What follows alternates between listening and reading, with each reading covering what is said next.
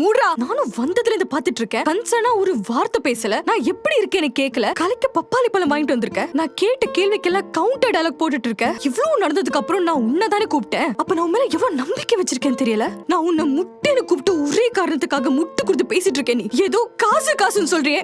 ஊர் உலகத்துல யாருமே கல்யாணம் பண்ணிக்கலையா? யாருமே குழந்தை பெத்துக்கலையா? TV, AC, fridge, washing machine இதெல்லாம் இல்லாம யாருமே குடும்பம் நடத்தலையா? 20,000 ரூபாய் சம்பாதிக்கிறவன் கூட அவன் நினைச்சா அவன் குடும்பத்தை தைரியமா பத்திரமா பாத்துப்பான். உனக்கு நல்லா ஊர் சுத்தணும், நல்லா தெரியணும். அதுக்கு இந்த கமிட்மெண்ட் ஒரு தடை ஆகுமோன்னு உனக்கு பயம். உனக்கு இன்னொரு பயம் என்னன்னு தெரியுமா? உனக்கு கனவு நான் தானா இல்ல வேற யாராவது இருக்குமா? இல்ல பெட்டர் ஆப்ஷன்ஸ் எல்லா விஷயத்திலயும் பெட்டர் ஆப்ஷன்ஸ் இருந்துட்டே தான் இருக்கும். அது எக்ஸ்ப்ளோர் பண்றதுக்கான ஒரு பவர்ட் மென்டாலிட்டி உன்கிட்ட இருக்கு. ஏதோ கமிட்மெண்ட் நீ மட்டுமே தூக்கி கொண்டாடுற மாதிரி சொல்லிட்டு இருக்க. குழந்தை குட்டியெல்லாம் வந்தா நாங்களும் பாத்துக்க மாட்டோமா? குழந்தை பெத்ததுக்கு அப்புறம் நாளை வீட்டுல படுத்துட்டு இருக்க போறேன். நானும் எழுந்து ஓடதானே போறேன். உன் கூட சேர்ந்து நமக்காக நானும் ஓடதானே போறேன். வந்ததுல இருந்து இத பத்தி ஏதாவது கேட்டியா? இது வாய்க்கு வந்த மாதிரி பேசிட்டு இருக்க. நீ இங்க